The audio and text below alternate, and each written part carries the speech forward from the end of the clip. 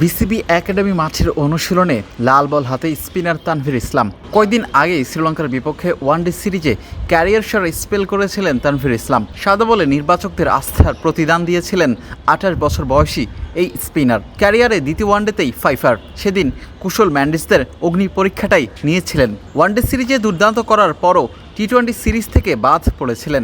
ঘরের মাঠে পাকিস্তানের বিপক্ষেও রাখা হয়নি তাকে।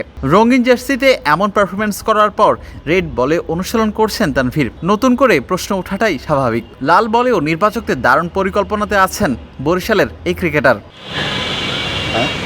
আরেকদিকে তাইজুল ইসলামকে লাল বলে দেখাটা অস্বাভাবিক নয়। বর্তমানে সাদা জার্সিতে নাম্বার 1 স্পিনার তাইজুল ইসলামের রেকর্ড সেই কথাই বলে।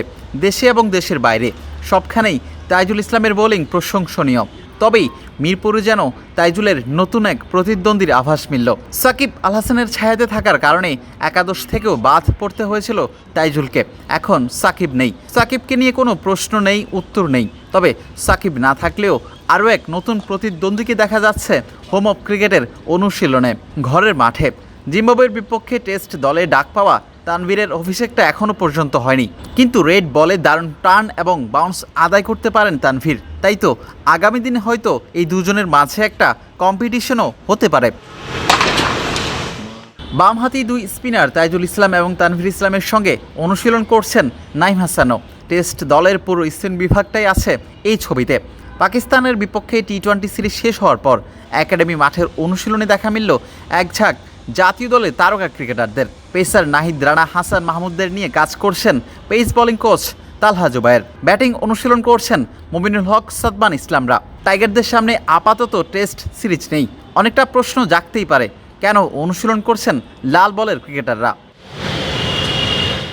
এই মুহূর্তে চট্টগ্রামে আছে হাই পারফরমেন্স তথা এইচপি দলের ক্রিকেটাররা। সেখানে লম্বা সময় ধরে ক্যাম্প করছেন ক্রিকেটাররা এইচপির বিপক্ষে। সাগরিকায় ম্যাচ খেলার কথা রয়েছে মুমিনুল তাইজুলদের।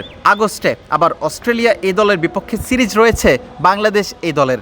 মূলত লাল বলের সিরিজের জন্যই ঘাম ছড়াচ্ছেন সাদমান ইসলাম, নাইম হাসানরা।